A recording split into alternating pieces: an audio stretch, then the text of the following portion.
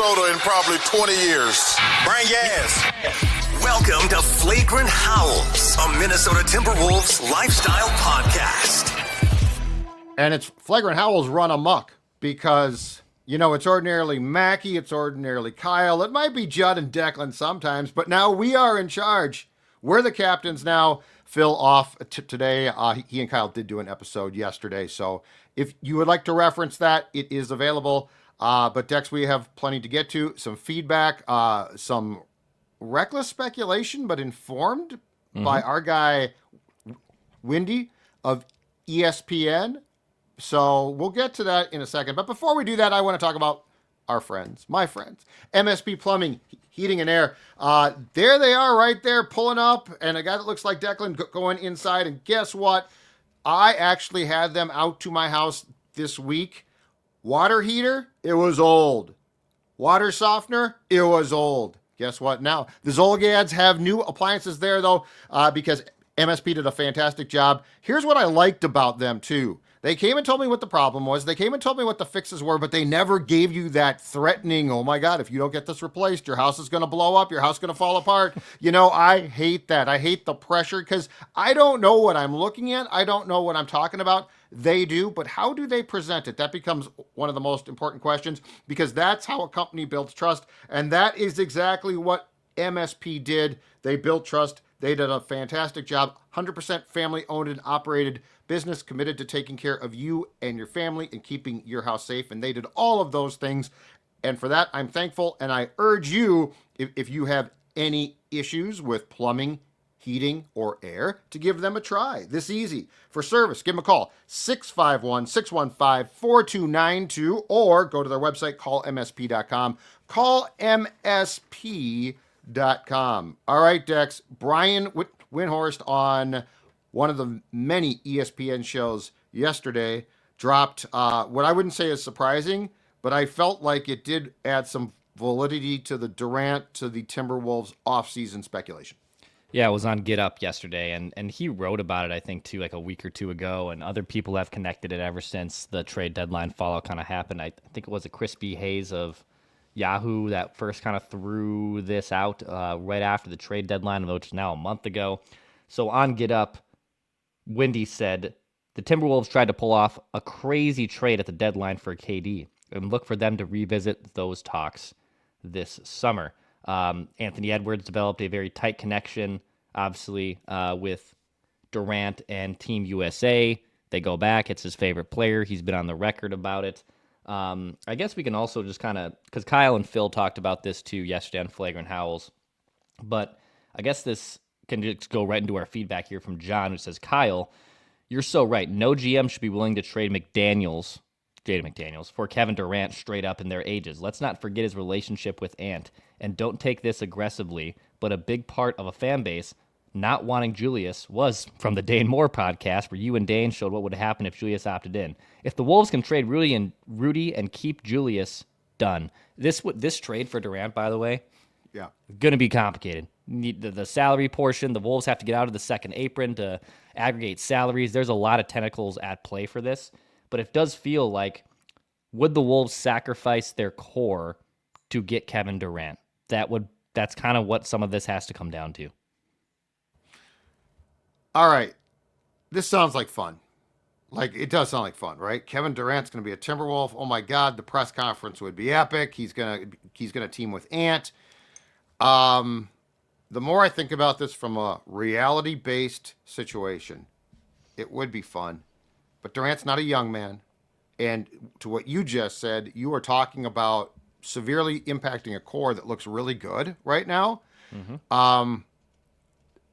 This is the type of trade that when you're a kid, you love, right? Oh my God, my team got a big star. Like, we were all like that as kids, right? Like, how can you accrue more stars? They're getting more stars. It's fantastic. It's so much fun.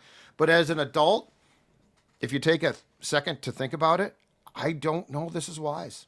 I don't know it's wise. I don't know it's wise, one, to have to do all of the salary cap machinations, which is a different and boring story. So yeah, we won't get into it, but it's a thing.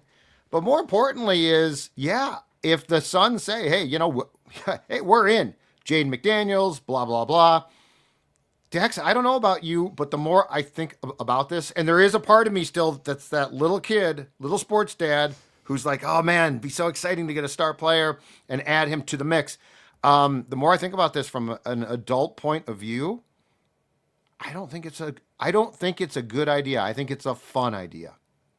It's super fun, and we embrace all these type of conversations and trade ideas across all the teams we talk about, whether it's on Purple Daily or Score North or the Twin Show. We do this all the time. The Judd's Hockey Show, the Wild are in the course of trade deadline running up here, so be sure to subscribe to that for any craziness that happens. But this is going to be a tough one. You have to let the season play out. I think we're also counting the chickens before they hatch here. Like the Wolves have a very soft schedule. They should hopefully, get out of the play-in most likely with this schedule. And then it kind of comes down to what do they do in the playoffs? Like if they lose in 5 games in the first round to someone, is that less tempting? Or if they, let's say, win a playoff series round, or just, hell, go back to the Western Conference Finals or even reach the finals, do you still sacrifice blowing up that core that potentially has been on the doorstep 2 years in a row? And isn't it at the point where we're like, oh, we maxed it out here. We had a window. It's over. We got to figure out how to get out of it, or shake things up to a degree. I think you have to let the playoffs play out. And then, like 3 months from now, when we're in June or July and the offseason begins, we can start having those conversations. But I think as of right now, and look, I bet the Timberwolves are going to be in on Durant. I bet they will be, regardless of probably what happens here. But I think as of right now, let's see what the core looks like in the postseason and how good this Wolves team is in the playoffs. Then I think we can make a more educated guess on where Durant falls into their plans. And here's my thing, too. And we talked about this on Flagrant a couple of days ago with you and Phil. But my other thing is, at what point in time does stability become important? Because if you think about it, and Tim Connelly has proven he ain't afraid to make moves. Like he likes the splash. He doesn't leak information, it appears, and so we don't see it coming. But what now? 3 years ago, the Gobert trade. Seismic shift. It took a year to sort of catch up. Okay, now you're caught up. Then, last summer, right before training camp starts, the Cat trade. Now, We've talked about this, we've debated it, but at the end, we've debated the rights and wrongs of that trade. But at the end of the day, another seismic shift. Like it was another big, huge trade, and it took a longer portion of this season than I thought it would for it to sort of get the pieces back in place where guys were comfortable, and now it appears that they're there, and that's great. But again, big shift, big change. Durant's the same thing. So I guess my question is this: if you were to have a pie chart, as we love pie charts here, if you were to have a pie chart, what would be your pie chart of assurance that a Durant trade would lead to an immediate NBA Finals appearance and or a championship? Because to me, you wouldn't get Durant to be screwing around. Like there's no development there. Like this team right now, there's been development, and I would like to see it through. Like I would like to see Tim Connelly allow this now, if Julius opts in and gets traded, or if Julius opts in and stays, or if he just flat out leaves. But I do think that no matter what happens with Randall, there is real potential for stability next season. So if I was to hand you a pie chart graph, what would be your assurance that a Durant trade would lead directly to an extended playoff run that I would think should end in either the finals or with a finals championship? I guess it's too difficult to project because I don't know the rest of the core outside of Ant and Durant. Like that's part of the problem. All right, if Ant and Durant are given on the team and you've bled out all of your youth, right? You'd think. But again, I don't know. The salary, the trade of this is complicated. So again, this is what I'm saying. I think we're way too premature. I love talking about this. It's super fun.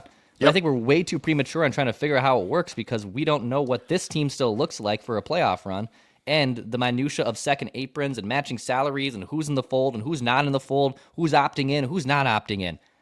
A lot of tentacles at play. So it's interesting. DJ Spike says, I'd rather cheer on our YouTube channel for McDaniels, Anthony Edwards, and Nas and our guys we developed from the inception and wait another 2 to 3 years for a ring before trading any of them for someone like Kevin Durant and a quick one and done without them. There is zero guarantee that KD comes in and we win a ring. We win a ring. Moreover, he would be so expensive and cash burdened that it's not worth it. The lack of capital would mean more holes in our game would open up that, and we spent so long trying to cover. It's a good point. And the thing too is to go back to the first person who chimed in here too. I don't think trading Gobert is an option here. Like, I don't think anyone's going to give you. You're never going to, unless you were to give him away. I don't think that you stand a chance in hell of actually trading him for a decent return. So, like, look, I know that I know that there's a faction of Wolves fans that think if you trade Gobert, it creates some flexibility. It helps you. It ain't happening.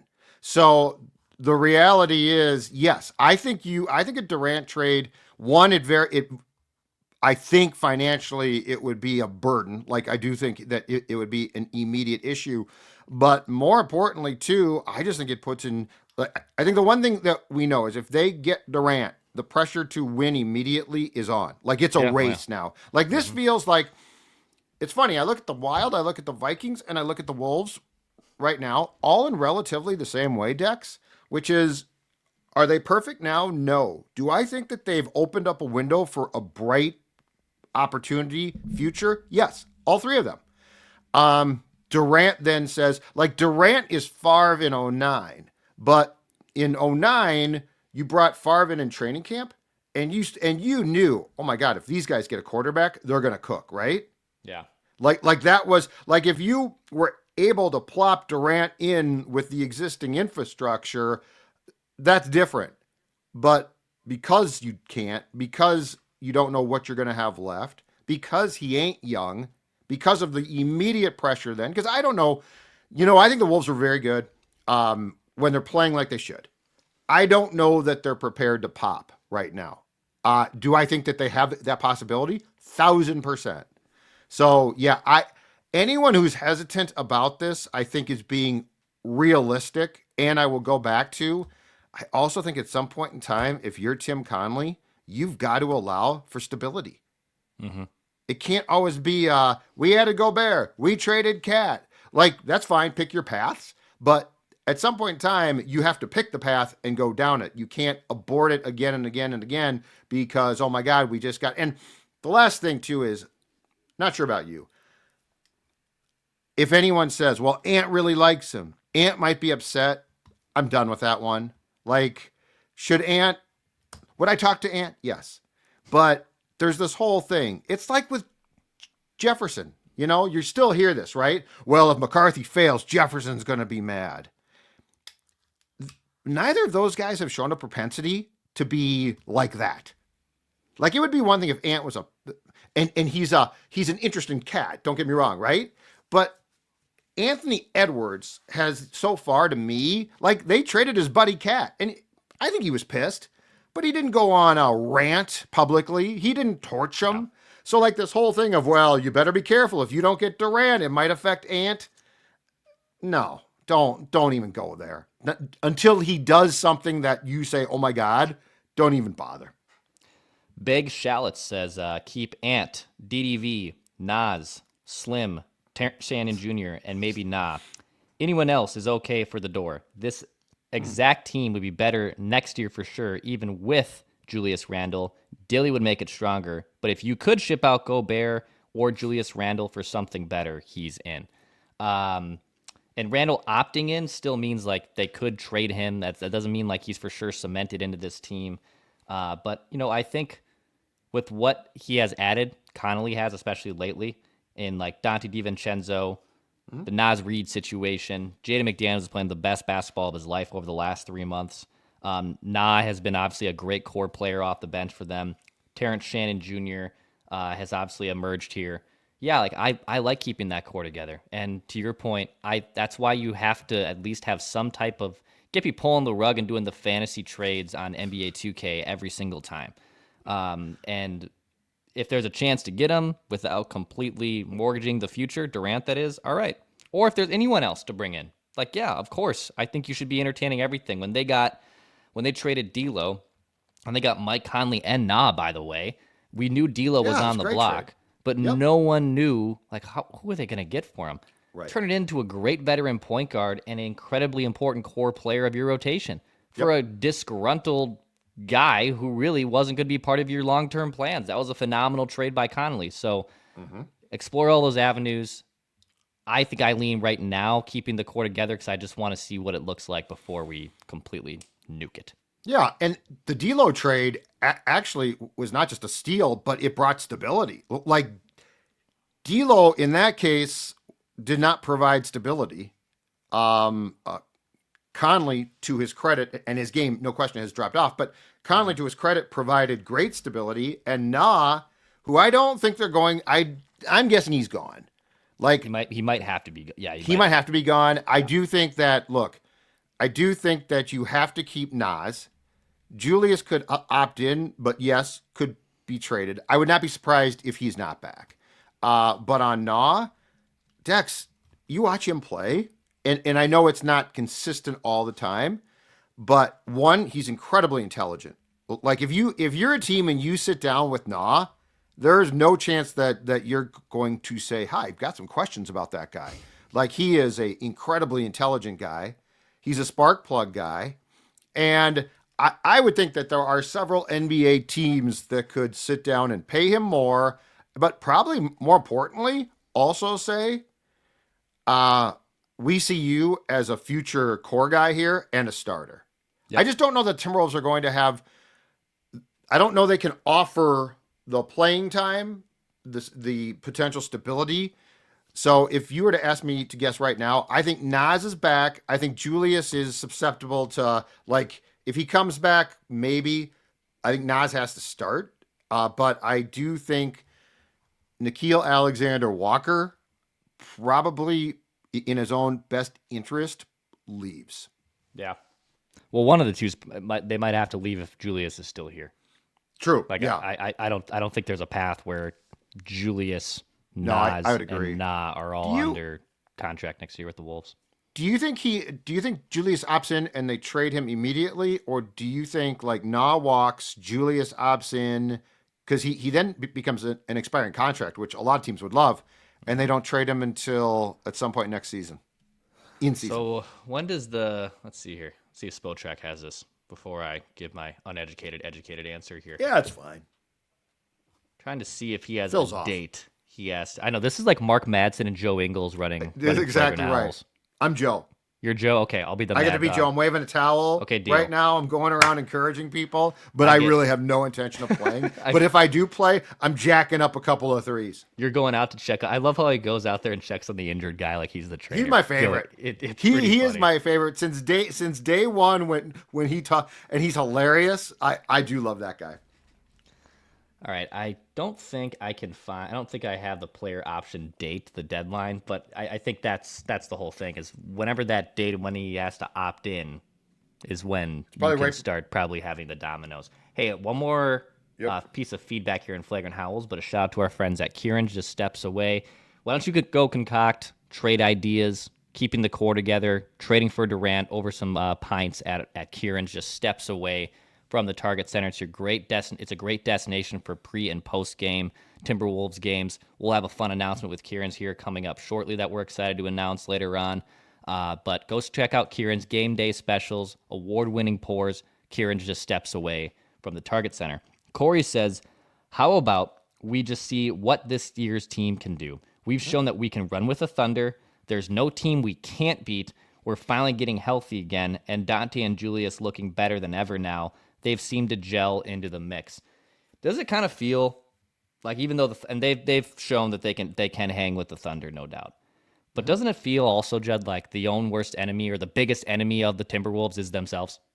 Oh yeah, yeah. Like this isn't Finch. This isn't oh god, that. they gotta there's no Yankees or the Twins. There's no you have to go to Philadelphia and play the Eagles on the road. It doesn't feel like that. It honestly feels like the own worst enemy, to quote one of my favorite bands, Lit, is themselves. Like it's their own worst enemy. It's 100% right. Yeah, Finch said that, was it last week? And it's funny too, because if you were to pick like one guy who epitomizes that, not surprisingly, it's Ant. Like Ant, the only guy that stops Ant ordinarily his aunt. So like he epitomizes what this team is, which is a talented team. But it's a team that's maddening at times. It's a team that's not or has not been mature at times. So yes, like if you were to tell me the 2024-25 Wolves are going to be bounced in the first round, because I do think that they are a playoff team. I'd be shocked if they didn't make the playoffs. But if you were to tell me they're going to be bounced in the first round, I'd be like, I'm really not surprised. If you were to tell me they are going to make a run to the conference finals, which would be very tough because the West is stacked right now, I would say I'm not shocked. So yes, this has nothing to do, well, you would have to like concede that the Washington Wizards, oh man, they played really well that night. You know, if you stack the Wolves and there's, you know, back-to-back in Portland, if you stack their bad losses, it's got nothing to do with their opponent. Nothing. So this has been, that's the one thing that I would like to see next season. Like I would like to see, I'm in the camp that agrees, leave the core group together. If you make some tweaks and changes, that's fine. But allow this core group to develop. But the one thing that has to stop is the immaturity and the we're going to play the Nuggets tough on ABC. We're going to play the Thunder tough on ESPN. Oh, it's a game against the Wizards on a FanDuel Sports North. Who cares? But that's Ant too. That's Ant in a nutshell. That's the team. But, you know, it's funny, Dex. In Gobert's first year, when it was bumpy, in part because the transition to incorporating him took so long, if as we've gone through before, they lost a lot of games that season they should have won. Yeah. Last year, very similar. Last year, as they gelled and were basically left together, cleaned up, right? Won a bunch of games against bad teams. So far this season, we've been back to the 2 years ago blueprint. It appears that they are starting to beat the teams, i.e. like Charlotte a couple nights ago, that they should. But yes, this Wolves team has been maddening. It's nothing opponents are doing. It's everything that they've done. This is Flagrant Howls. This has been the Mad Dog Joe Ingles episode here. Hit the like button and subscribe button. Hey, mate, how you doing? Let's go get a beer. Jud's checking over hobbled Phil Mackey from San Diego, California right now, enjoying a little downtime before we're all in for NFL free agency. Hope nothing happens this weekend.